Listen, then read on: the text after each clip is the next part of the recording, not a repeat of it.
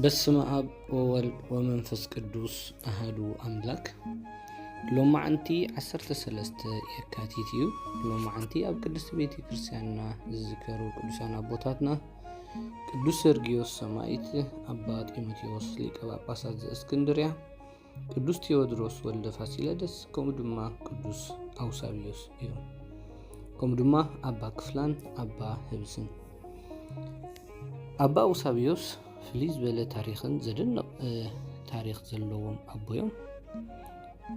መጽሓፈ ስንክሳር ከም ዝትረኸልና እዞም ቅዱስ ኣቦ ብኢድ መላእኽቲ ናብ ሰማይ ከም ዝተመስጡ፣ ኣብ ሰማይ ድማ ን14 ዓመት ዝኣክል ከም ዝተቐመጡ፣ ድሕሪኡ ድማ ናብ ምድሪ ከም ዝተመልሱን 40 ዓመት ብትግሃት እግዚኣብሔር ከም ዘገልገልዎ ይነግረና። ናይዞም ቅዱሳን ኣቦታትና ጸሎቶምን በረኸቶምን ረድኤት ኣምላኾምን ምስ ኩልና ይኹን።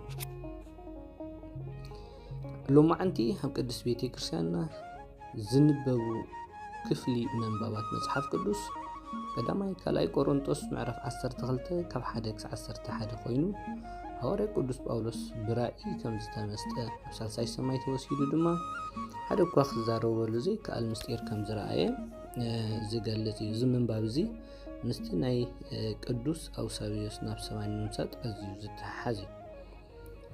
ካልኣይ ቀዳማይ ጴጥሮስ ምዕራፍ 1 ካብ 6 ክሳብ 10 ኮይኑ እምነት ብሓዊ ከም እትፍተን ዝገልጽ ጽሑፍ እዩ። ግብረ ሐዋርያት ምዕራፍ 15 ካብ 22 ክሳብ 36 ድማ ወንጌል መልእኽቲ ጉባኤ ሐዋርያት ናብ ኣህዛብ ብዛዕባ ዝመጸ ክርክር ንመጀመርያ ግዜ ጉባኤ ኢየሩሳሌም ተሰሪዑ ሐዋርያት ንኣህዛብ ዝሃብዎ መልእኽቲ ዝገልጽ እዩ።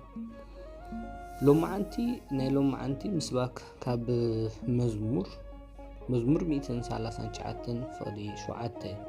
ንሱ ድማ ካብ መንፈስካ ናበይ ክኸይድ ካብ መገጽካኸ ናበይ ክሃድም እየ ዝብል ትሕዝቶ ዘለዎ እዩ። ወንጌል ማቴዎስ ሎማዓንቲ ዝንበብ ካብ ወንጌላት ወንጌል ማቴዎስ ምዕራፍ 5 ካብ ፍቕዲ 27 ክሳብ 33 እዩ። ኣብዚ ክፍሊ እዚ ጎይታናን መድሓኒናን ኢየሱስ ክርስቶስ ነቲ ብኦሪት ዝተነግረ ኣብ ሓድሽ ኪዳን ኣጽኒዑ ክዛረብ ከሎ ንርኢ። ሓደ ካብቲ ክፋል እቲ እምበኣር ንሰበይቱ ርእዩ ዝተመነያ ኩሉ ብልቡ ኣብኣ ዘመወ ይብል ማለት እዩ። እዚ ነገር እዚ እንታይ እዩ ዘመልክተልና እንድሕር ዳኢልና ጎይታናን መድሓኒናን ኢየሱስ ክርስቶስ ልባዊ ሓቀኛ ዝኾነ ንጽህና ክንረክብ ናባና ከም ዝመጸ ዘረድእ